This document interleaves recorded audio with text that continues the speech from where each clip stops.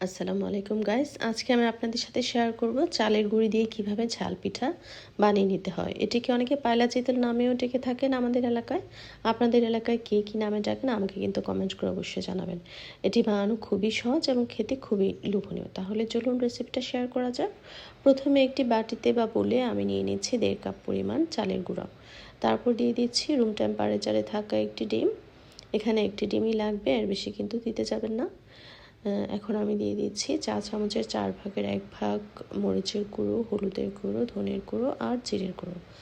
সব কিছু দিয়ে নেওয়া হয়ে গেলে এবার আলতো হাতে এটাকে সুন্দরভাবে আর দিয়ে দিয়েছি আদা রসুন পেস্ট। এখানে আদা রসুনটাকে আমি একসাথে ব্লেন্ড করে নিয়েছিলাম আর দিয়ে দিয়েছি স্বাদ মতো লবণ।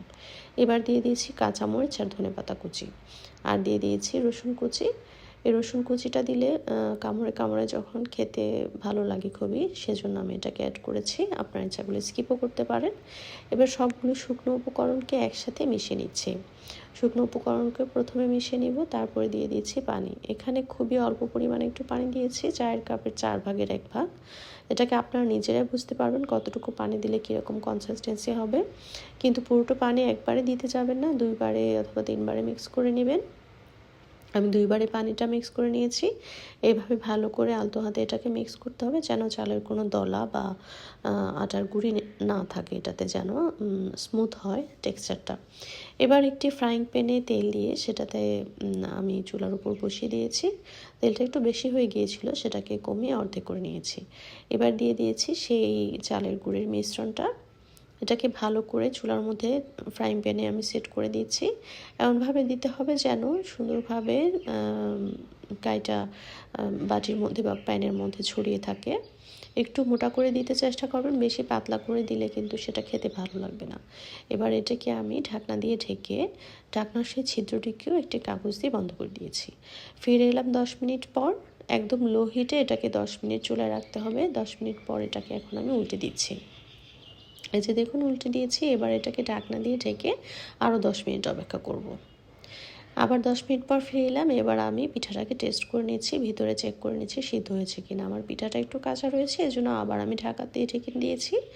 আবার এটাকে আমি 10 মিনিট পর ফিরে এসে আবার আমি চেক করছি। এভাবে 30 মিনিট বা তার চেয়ে বেশি আপনারা এটাকে চুলা দিয়ে রান্না করে নেবেন। এই যে ভিতরের কাঠিটা এবার একদম সুন্দর স্পষ্ট ক্লিয়ার বের হয়ে এসেছে।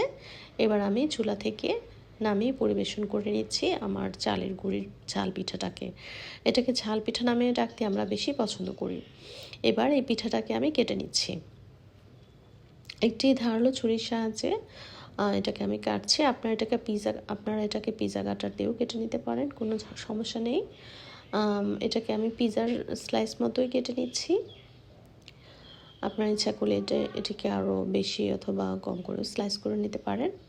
এই যে দেখুন আমার পিঠাটা কেটে নেওয়া হয়ে গেছে। দেখতে কত সুন্দর আর লোভনীয় লাগছে, নিশ্চয়ই দেখতে পাচ্ছেন। এভাবে পিঠাটাকে বানিয়ে নিয়ে আমি এটাকে কেটে নিয়েছি। এই যে এক স্লাইস আমি আপনাদেরকে দেখাচ্ছি কীরকম পুরুত্ব হবে পিঠাটা। অনেকে এটাকে আরও অনেক মোটা বা হ্যাভি করে বানায়, সেটা আমার কাছে খেতে ভালো লাগে না, কারণ তখন ক্রিস্পি ভাবটা কম থাকে। এটাকে যদি আপনারা চুলায় আরও 10 থেকে 12 মিনিট রেখে রান্না করেন, তাহলে কিন্তু এটা উপরের দিকে আরও ক্রিস্পি এবং ক্রাঞ্চি হবে। এই যে দেখুন একটি পিসকে আমি ভেঙে দেখে দিচ্ছি ভিতরে কতটা সফট এবং লোভনীয় হয়েছে, নিশ্চয়ই দেখতে পাচ্ছেন। এটা খেতে খুবই মজা। আপনাদের সন্ধ্যার নাস্তা এটাকে রাখবেন। ওকে, আল্লাহ হাফেজ সবাইকে।